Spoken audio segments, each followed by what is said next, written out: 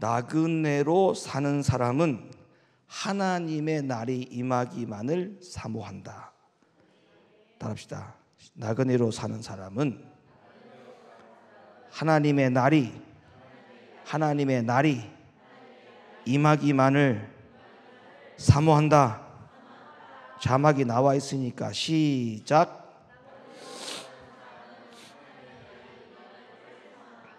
아멘.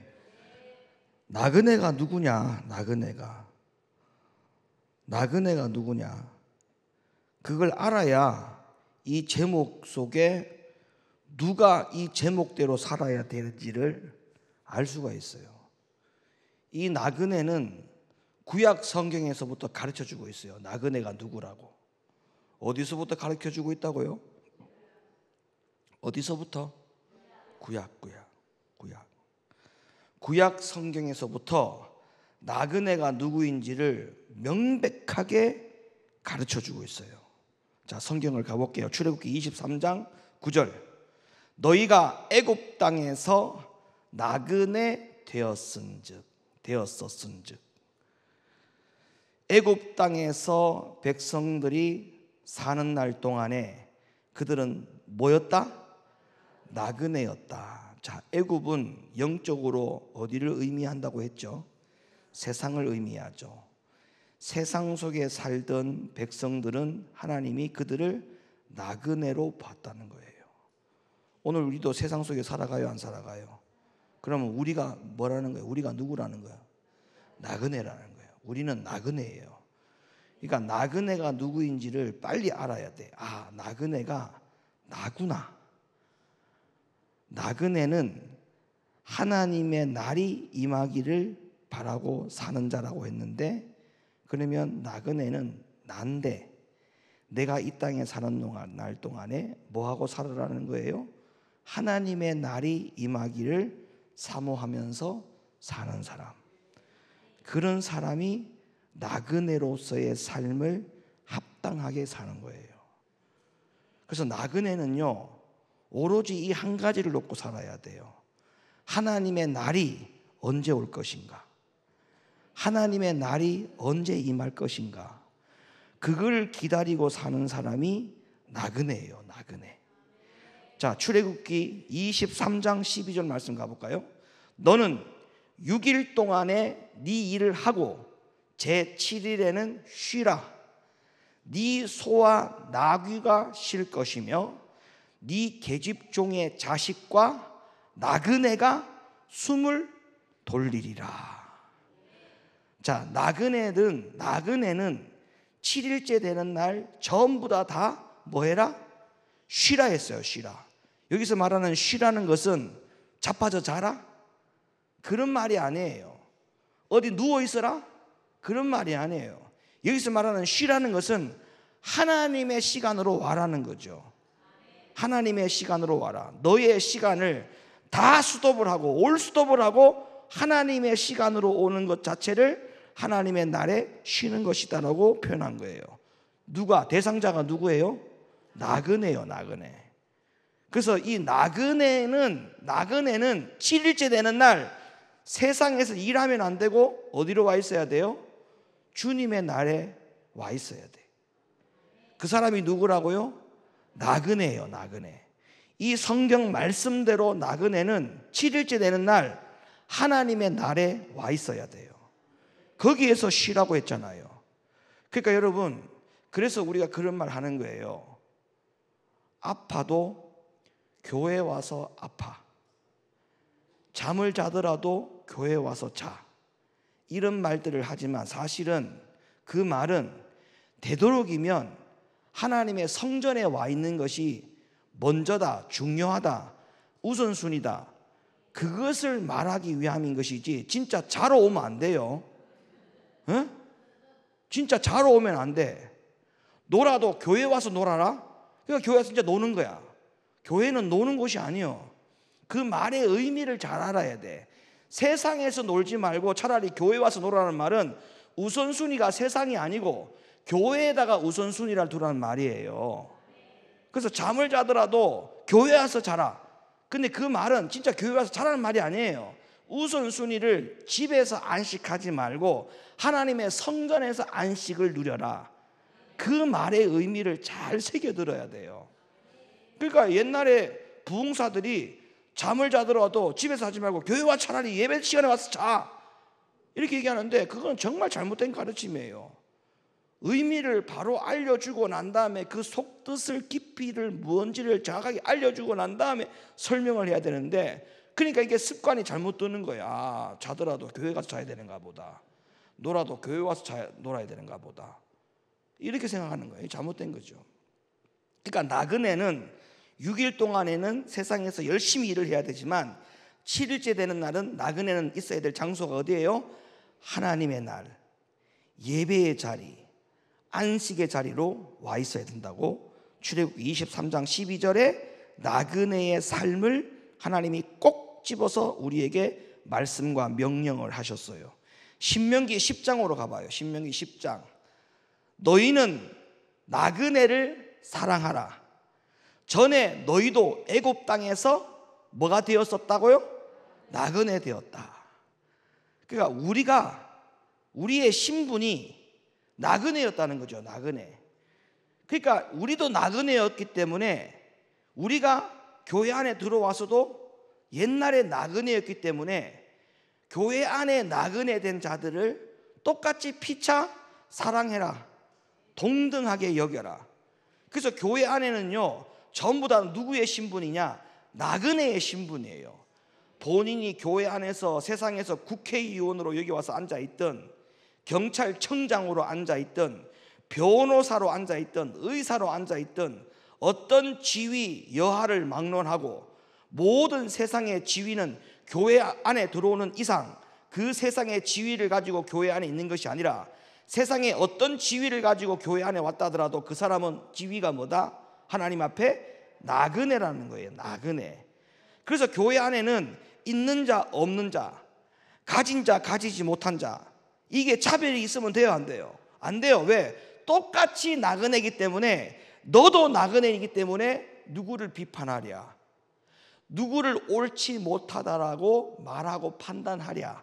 너도 나그네인데 어떤 나그네를 네가 판단하랴. 판단할 조차 자격이 없다. 너도 나그네이기 때문에. 그래서 너도 나그네이기 때문에 피차가 다 나그네니까 나그네를 뭐한다? 사랑해야 된다. 이렇게 말씀하고 있죠. 여러분, 우리가 이 나그네라고 하는 신분을 놓치면 안 돼요. 제가 얘기했잖아요. 나그네라는 말은 쉽게 예를 들면 잠시 해외여행 떠나는 거예요. 우리의 본향, 우리가 가야 될 고향이 어디예요? 이 땅이 아니에요. 우리가 여기서 지금 60, 70, 80, 90, 100세를 살지만 100세를 사는 날 동안에 그냥 나그네로 사는 것이지 여기에 영원히 안주하는 게 아닙니다. 우리는 반드시 돌아갈 나라가 있어요. 돌아갈 고향. 그러니까 해외여행 갔어. 한 달을 갔어. 한 달 동안 해외여행 하면서 그 사람의 생각은 거기가 아무리 좋아도 돌아갈 본향, 돌아갈 집이 있다라고 생각하기 때문에 한 달 동안 밖에 나그네로 여행 다니면서 거기서 땅을 삽니까? 투자를 합니까? 사업을 합니까? 아무것도 할 생각이 없죠. 왜? 이유가 뭐냐? 이유는 딱 하나, 내가 돌아갈 집이 있기 때문에 그렇게 할 필요가 굳이 없다라고 하는 생각하는 거 아닙니까? 그러니까 우리가 이 세상도 마찬가지예요. 이 세상도 길다라고 생각하면 100년이 길다라고 생각하지만 이 100년이 하나님 앞에는 1000년이 하루 같다고 했단 말이에요. 근데 100년은 1000년이 하루 같으니까 0.1%도 안 돼. 한 날로 비교해보면 0.1일도 안 된다고요.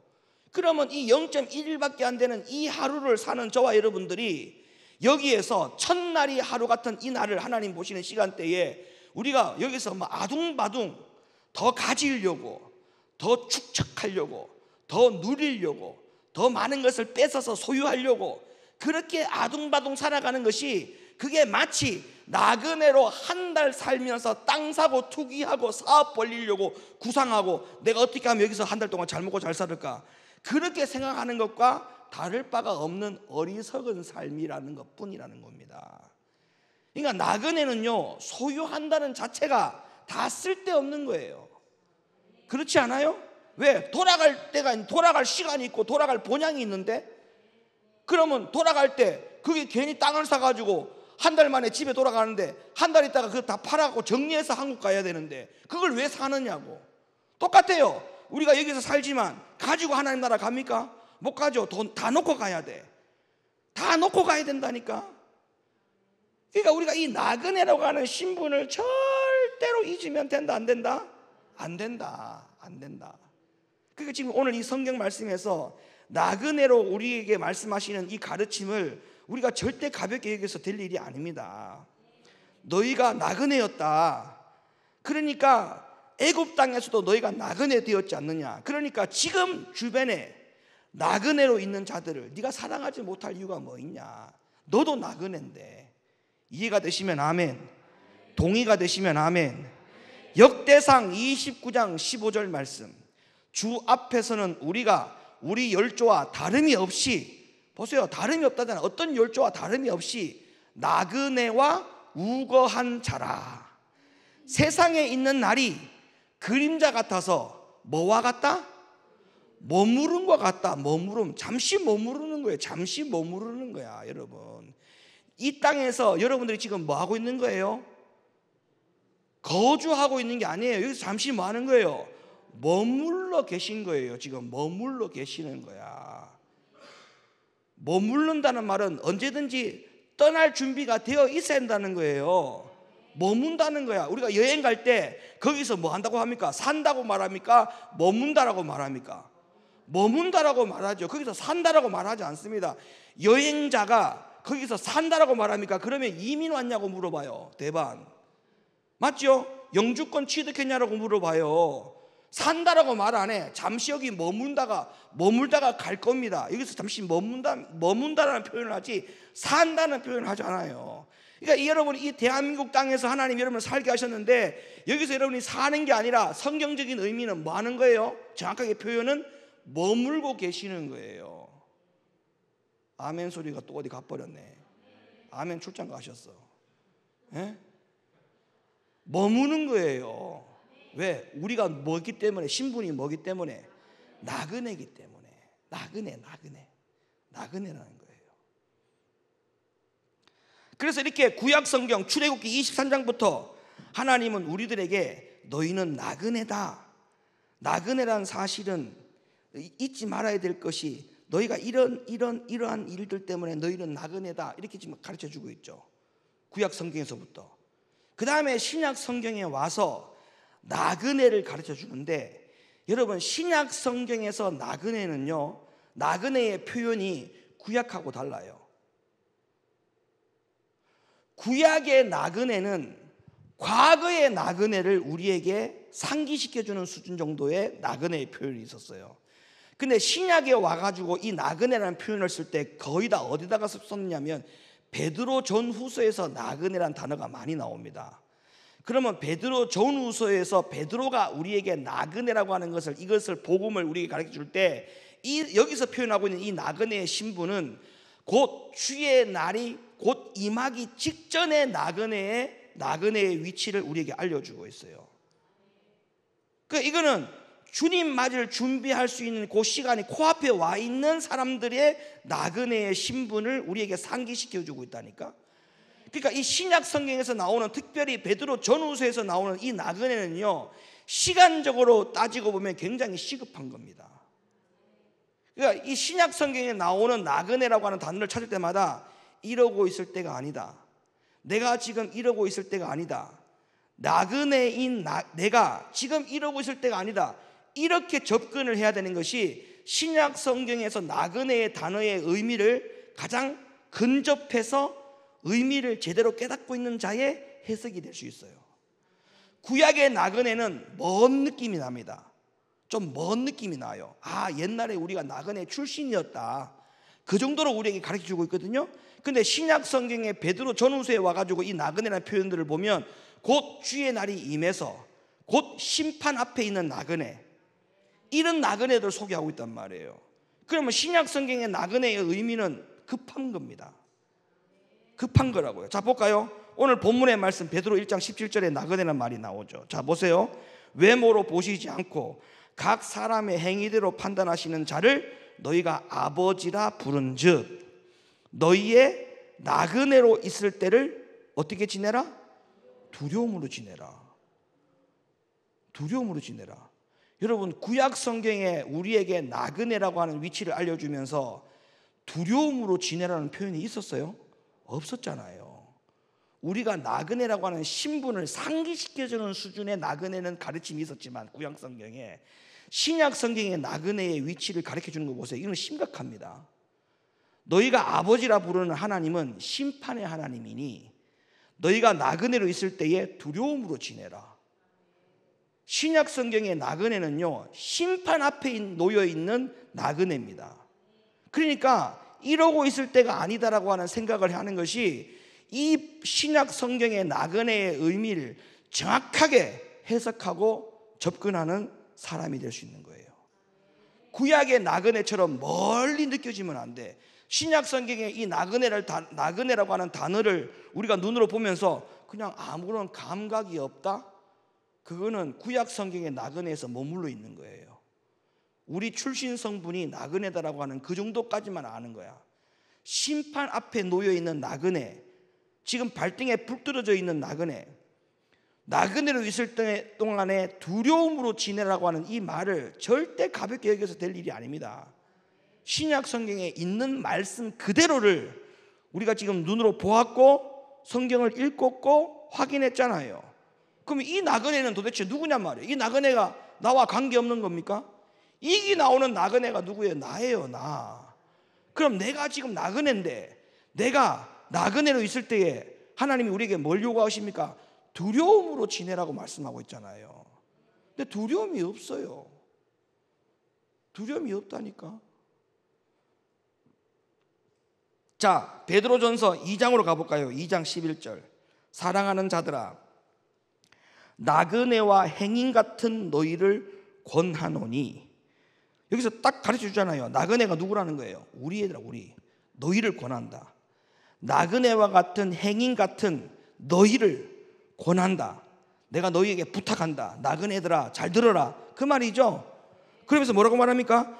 영혼을 거스려 싸우는 육체의 뭐를 제어하라? 정욕을 제어하라. 자, 신약 성경에 나오는 나그네는 전부 다 이런 의미예요. 두려움으로 지내라. 육체의 정욕을 제어해라. 싸워라. 어때요? 구약의 나그네랑 의미가 비슷해요? 전혀 분위기가 달라요. 전혀 분위기가 다르다니까. 그냥 내가 나그네다 이렇게 인정하고 사는 거는 그냥 구약의 나그네. 그러나 신약의 나그네는 내가 나그네로서, 주님 맞을 준비하는 나그네로서 내가 지금 뭐하고 살아야 되지? 내가 어떻게 살아야 되지? 내가 분명히 나그네가 맞는데 내가 지금 어떻게 해야 되지? 이 생각하고 사는 사람이 신약 성경에 와 있는 나그네예요. 여러분은 구약에 있는 나그네입니까? 신약에 와 있는 나그네입니까? 그 다음에 베드로가요, 나그네로 사는 것이 어떤 것인지, 신약 시대의 나그네, 주님 맞을 준비하는 요 앞에 와 있는 요 시간 안에 와 있는 나그네가 어떻게 살아야 되는지 베드로가 가장 잘 설명해 놓은 것이 어디냐면 베드로전서 3장이에요. 자, 베드로전서 3장 10절 말씀 가보세요. 그러나 주의 날이 도적같이 오리니 그날에는 하늘이 큰 소리로 떠나가고 체질이 뜨거운 불에 풀어지고 땅과 그 중에 있는 모든 일이 드러나리로다. 이 모든 것이 이렇게 풀어지리니 너희가 어떠한 사람이 되어야 마땅하뇨? 여기서부터 나오는 거죠. 너희가 어떤 나그네가 되어야 마땅하겠느냐? 너희가 어떤 나그네가 되어야 마땅하겠냐? 시작. 너희가 어떠한 나그네가 되어야 마땅하겠느냐? 그러면서 말하기를 베드로가 거룩한 행실과 경건함으로 하나님의 날이 임하기를 바라보고 간절히 사모하라. 그날에 하늘이 불에 타서 풀어지고 체질이 뜨거운 불에 녹아지려니와 우리는 그의 약속대로 의에 거하는 바 새 하늘과 새 땅을 바라보도다. 그러므로 사랑하는 자들아, 그러므로 나그네들아, 그러므로 내가 어떻게 살아야 되는지를 알고 있는 나그네들아, 너희가 이것을 바라보나니 주 앞에서 점도 없고 흠도 없이 평강 가운데서 나타나기를 힘쓰라. 이게 지금 베드로가 신약 시대에 살고 있는 나그네라면 이렇게 살아야 된다라고 구체적으로 묘사해 놓고 정리해 놓은 가장 중요한 엑기스와 같은 나그네의 삶을 표현한 곳이 바로 여기예요. 여기를 딱 보면 이 마지막 시대의 나그네, 신약 시대 속에 살고 있는 나그네는 이렇게 살아야 된다, 이렇게 딱 정의가 딱 있다고. 요 베드로후서 3장 10절로부터 14절에 딱 돼 있는 나그네로 살아야 돼. 이렇게 살지 않으면 전부 다 어디 나그네요? 출애굽기로 가 있는 나그네. 출애굽기에 가 있는 나그네. 애굽 땅에서 그냥 나는 나그네다. 430년 동안 그냥 지내다가 그냥 뭐 볼장 다 봐야겠지, 되게 보는 인생이 불과하구나, 이런 거, 이런 나그네. 그래, 뭐 나그네가 뭐 기어봤자 뛰어봤자 나그네지. 나그네가 뭐 특별히 산다고 해서, 특별히 노력한다고 해서 나그네가 뭐 양반 되겠어? 나그네일 뿐이야. 이렇게 그냥 전부 다 자신을 포기하고 그냥 다 내려놓고 그냥 이렇게 그냥 막연하게 살고 있는 사람들, 이런 사람들은 저 출애굽기에 있는 나그네야. 출애굽기 나그네. 예? 눈에 불을 켜고, 야, 이거 지금 이럴 때가 아니구나, 주의 날이 임한다고 하는데 그때는 불에 전부 다 녹아지는, 풀무불에 다 녹아지는 그런 심판의 날이 오는데, 그 심판의 날이 임하기를 바라보는 자가 이 마지막 시대에 살아가는 진짜 나그네다. 이렇게 베드로가 얘기했다면 우리는 이 나그네가 돼야 돼. 그럼 보세요, 생기가 돌아야 돼. 신약 시대의 나그네는요, 생기가 돌아야 돼. 그냥 빠리빠리 해야 돼. 눈도 막 빠리빠리 돌아가고, 모든 게 다 신앙의 행동이 빨리빨리. 자, 보세요. 베드로전서 1장 17절, 베드로전서 2장 11절, 베드로후서 3장 10절로부터 14절, 신약 성경에 있는 나그네가 어떤 나그네인지를 쭉 우리가 봤죠. 자, 이 세 개의 구절이 신약 시대의 나그네로서 우리에게 충분한 설명을 해주고 있어요. 근데 이 세 가지 성경 구절 중에 가장 중요하고 이 세 가지를 압축해 놓고 가장 초간단 요약해서 우리에게 핵심적인 결론을 내주고 있는 것이 바로 오늘 읽으신 본문이에요. 본문 다시 열어보세요. 1장 17절, 외모로 보시지 않고 각 사람의 행위대로 판단하시는 자를 너희가 아버지라 부른즉 너희의 나그네로 있을 때를 뭐 어떻게 지내라? 두려움으로 지내라. 진짜 두려움으로 지내야 돼요. 내가 이래서 천국 갈 수 있겠는가? 내가 이러다가 지옥 가지? 이런 두려움이 없다면 그 사람은 신약 성경에 나오는 베드로가 이야기해주고 있는 그 나그네하고는 거리가 너무 먼 사람이야. 거리가 너무 멀어. 하나님 말씀대로 살지 않으면 하나님이 정말 슬퍼하시고, 하나님이 슬퍼한 것이 너무 지나치면 하나님이 화를 내시고, 하나님이 화를 내시는 것이 너무 지나치면 하나님이 채찍을 드신다는 생각을 하실 줄 알아야 돼. 그런 하나님에 대한 두려움이 없다면 여러분이 하나님을 잘못 알고 있는 거예요. 하나님의 생각을 가지고 사는 사람들은 명확해야 돼. 이거는 죄다, 이거는 죄가 아니다, 이게 명확해야 되는데, 이게 죄인지 죄가 아닌지 종교다원주의가 이거는 모든 사람들이 다 인정을 해야만이, 그런데 이렇게 했는데 기독교가 너무 이기주의야. 이기주의, 자기들밖에 몰라. 이런 어떤 자꾸 말도 안 되는 주장을 하면서 기독교는 너무나 개교회주의고 너무 이기주의고 자기들밖에 모른다라고 하는, 거기에 그런 욕을 듣고 싶지 않아 가지고 교회가 종교다원주의를 인정한다. 여러분, 이건 하나님 두려움을 모르는 거야. 그냥 잠시 사람들의 비판을 피하기 위해서 그런 선택을 하는지 모르겠지만 그거 전부 다 나그네로 살아가는 사람이 가지고 있는 사고방식하고는 너무 거리가 멀어. 너무 거리가 멀어.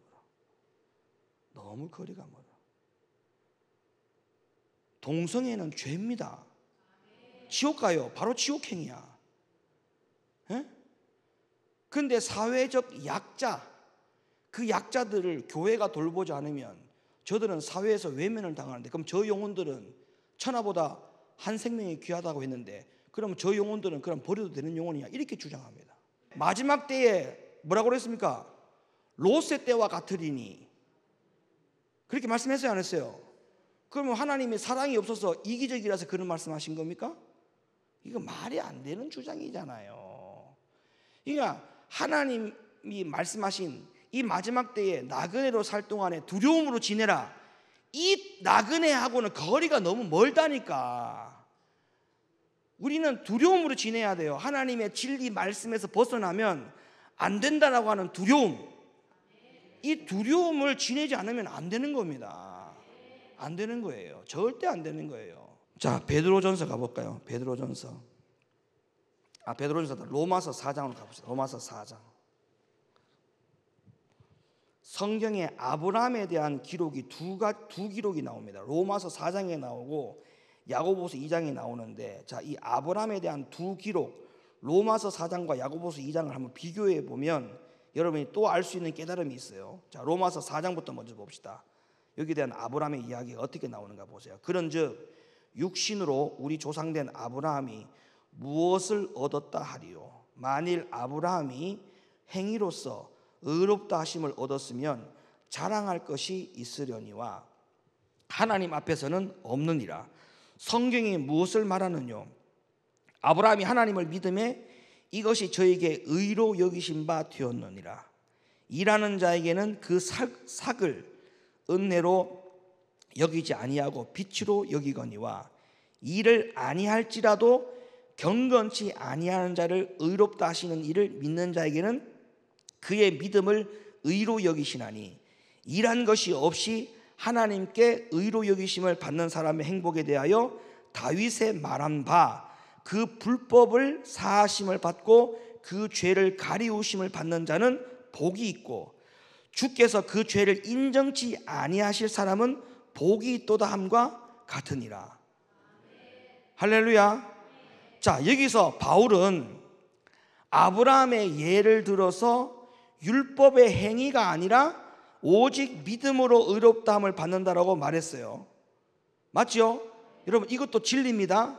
이것도 진리인데 이 말씀이 무슨 말씀인지를 정확하게 이해하려면 야고보 기자가 아브라함에 대한 이야기를 어떻게 했는지를 거기까지 확인을 해야 이 로마서 4장과 야고보서의 두 가지에서 나오는 아브라함에 대한 각각의 기록에 대한 의미를 정확하게 해석을 할 수 있다는 거죠. 자, 그러면 야고보가 말하고 있는 아브라함에 대한 소개를 또 눈으로 확인해야죠. 야고보 2장 14절, 내 형제들아 만일 사람이 믿음이 있노라 하고, 자, 아브라함의 이야기를 가지고 왔어요. 바울이 말한 그 이야기를 가지고 왔어요, 야고보가. 아브라함은 믿음이 있다 했잖아요. 의롭다, 율법의 행위가 아니고 믿음에 대해서 얘기했잖아요. 자, 그러면서 야고보 기자가 그 바울이 말한 아브라함의 믿음, 율법의 행위보다 믿음에 대한 이야기를 강조한 그 믿음을 가지고 왔단 말이야. 그럼 거기서 말하는, 바울이 말하는 믿음이 어떤 믿음인가를 설명하기 위해서 그 믿음을 가져온 거예요. 여기까지 이해가 됐어요? 자, 우리 조상 아브라함이 만일 형제들아 만일 사람이 믿음이 있노라 하고 그 다음에 행함이 없으면 무슨 이익이 있으리요? 그 믿음이 능히 자기를 구원하겠느냐?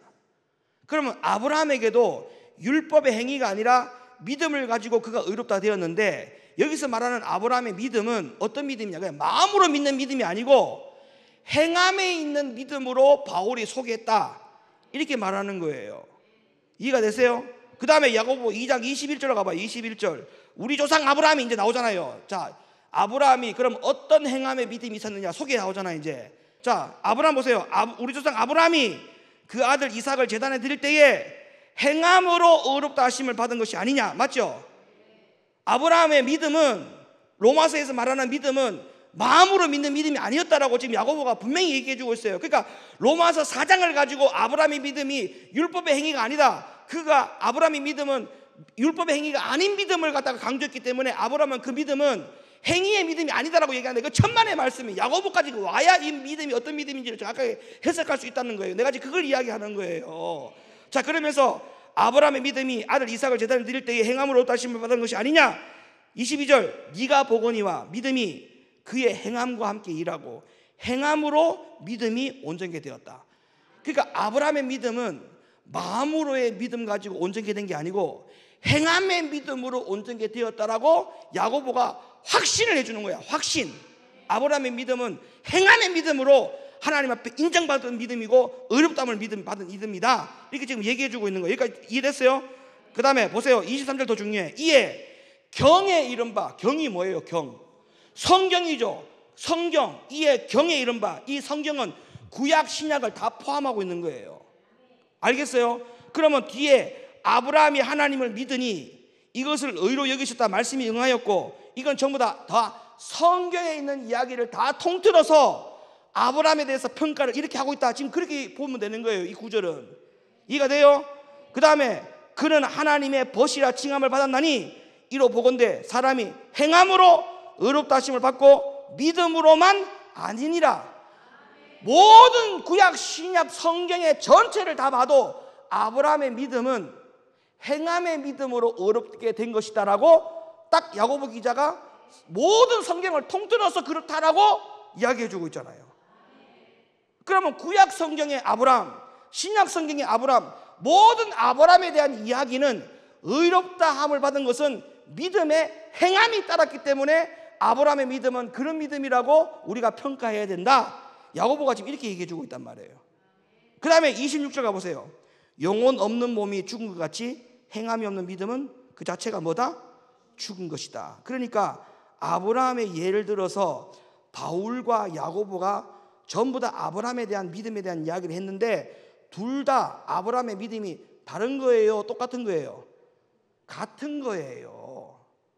같은 거라고요. 뭐로서 같은 거예요?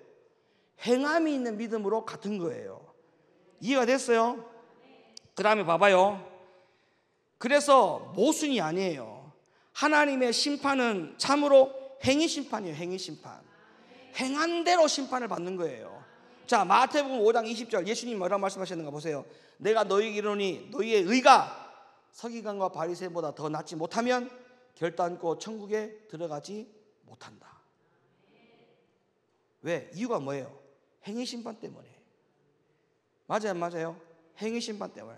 마태복음 7장 21절 나더러 주여 주여 하는 자마다 천국에 다 들어갈 것이 아니요 다만 하늘에 계신 내 아버지의 뜻대로 행하는 자라야 들어간다. 이유가 뭐예요? 행위 심판 때문에. 행위 심판 때문에. 그러니까 여러분 보세요. 그래서 베드로가 오늘 본문에서 제일 마지막으로 한 말씀이 뭔지를 잘 보세요. 너희가 나그네로 있을 때에 두려움으로 지내라. 베드로가 맨 마지막에 이 이야기를 했어요. 이 이야기를. 왜? 행함에 대한 믿음, 행위에 대한 심판, 그것은 하나님의 진리다. 하나님의 진리. 그러니까 나그네로 있을 때에 두려움으로 지내야 되는 이유는 하나님은 심판의 하나님인데 그분이 어떤 하나님? 어떤 믿음을 심판하시는 하나님? 행함이 있는 믿음을 가지고 심판하시는 하나님. 나그네로 있을 때 두려움으로 지내야 되는 이유는 우리에게 행함이 있느냐? 행함이 없느냐?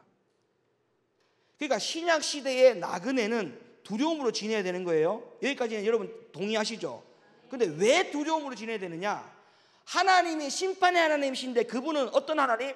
행위에 대한 심판을 하시는 하나님. 믿음이 있노라 하고 행함이 없으면 그 믿음 자체가 죽은 것이니라. 야고보가 아브라함의 믿음에 대해서 쭉 설명했잖아요. 그러면 너희도 나그네로 있을 동안에 아브라함처럼 행함이 없는 믿음은 그 자체가 죽은 것이기 때문에 두려움으로 지내라. 행함이 없는 믿음으로 사는 것을 어떻게 지내라? 두려움으로 지내라. 그래서 우리가 어떤 두려움을 가져야 되느냐? 하나님 말씀에 행함이 있느냐 없느냐를 가지고 두려움으로 지내라. 아이고 하나님 무서워 이런 게 아니고 벌벌 하나님만 보면 막 벌벌벌 떨어가지고 두려움으로 살아가는 그건 전부 다 정신 나간 거예요. 그건 잘못된 거고, 여기서 말하는 두려움은 어떤 두려움이냐 하면 내가 하나님의 말씀을 듣고도 행하지 아니하는 것 때문에 두려움으로 지내라. 왜? 심판의 하나님은 행의 심판의 하나님이라니까. 믿음 없는 그 자체가 죽은 것이라 했잖아요. 행함이 없는 자체가 죽은 것이다. 행함이 있어야 돼. 행함. 자 보세요. 8절 9절. 그래서 보세요. 사랑하면 그냥 가만히 있을 수가 없어요. 봐봐요. 8절 9절. 예수를 너희가 보지 못하였으나 뭐 하는도다? 사랑하는도다. 그 다음 보세요. 사랑했죠? 이제도 보지 못하나 믿고 말할 수 없는 영광스러운 즐거움으로 기뻐하니 믿음의 결국 곧 영혼 구원을 받음이라. 사랑하는도다. 이제도 보지 못하지만 믿고 말할 수 없는 영광스러운 즐거움으로 기뻐하니. 행함이 있다는 거야. 행함이 간 거야. 행함이 가니까 믿음의 결국 곧 영혼 구원을 받음이라. 할렐루야. 베드로전서 1장 13절. 그러므로 너희 믿음의 허리를 동이고 근신하여 예수 그리스도 나타나실 때에 너희에게 가져올 은혜를 온전히 바랄지어다. 할렐루야. 베드로전서 1장 14절. 너희가 순종하는 자식처럼 이전 알지 못할 때에 쫓던 너희 사욕을 본삼지 말고 오직 너희를 부르신 거룩한 자처럼 너희도 모든 행실에 거룩한 자가 되라. 기록하였을 때 내가 거룩하니 너희도 거룩할지어다 하셨느니라. 히브리 12장 14절. 모든 사람으로 더불어 화평함과 거룩함을 쫓으라. 이것이 없이는 아무도 주를 보지 못하리라. 할렐루야. 보니까 보세요. 예수님, 바울, 베드로, 야고보 이 모든 가르침이 다 일치하잖아요. 일치하잖아. 나그네로 있을 때에 두려움으로 지내라. 왜 두려움으로 지내야 되느냐? 하나님의 말씀을 듣고도 행하지 않는, 행함이 없는 믿음 자체가 죽은 것이다. 그러나 심판의 하나님은 행위 심판하시는 분이기 때문에 야 이거 큰일 났구나. 내 믿음이 행함이 없다면 이거는 심판이고 바로 지옥행이구나. 야 이거 두려워해야 되겠구나. 두려움으로 지내야 되는 거예요. 행함이 없는 믿음을 가지고 두려움으로 지내기를 예수님의 이름으로 부탁합니다. 행함이 없는 믿음을 그대로 방치하면 그거는 어디 나그네라고 했어요? 구약시대의 나그네. 구약시대의 나그네. 가만히 계시면 돼. 구약시대의 나그네는 아무것도 하지 말고 그냥 가만히 계셔. 그냥 스스로 나는 나그네다라고 말만 할 줄 알면 돼. 저 구약의 나그네는 지금 어디 계세요? 애굽에 있어요. 그냥 이 정도 인정하면 돼. 이 정도. 지금 어디 있어요? 애굽에 있어요. 애굽에서 뭐예요? 겁나게 깨지고 있어요. 그냥 이렇게 살아가는 거. 이렇게 살아가는 거는 저기 구약에 있는 나그네야. 구약에 있는 나그네. 근데 하나님 말씀에 순종해야 되고 행함이 없는 믿음 자체를 두려움으로 지내고 빠릿빠릿하고 눈이 막 팍팍 돌아가고 영적으로 막 깨어있고 이런 사람이 신약시대의 나그네.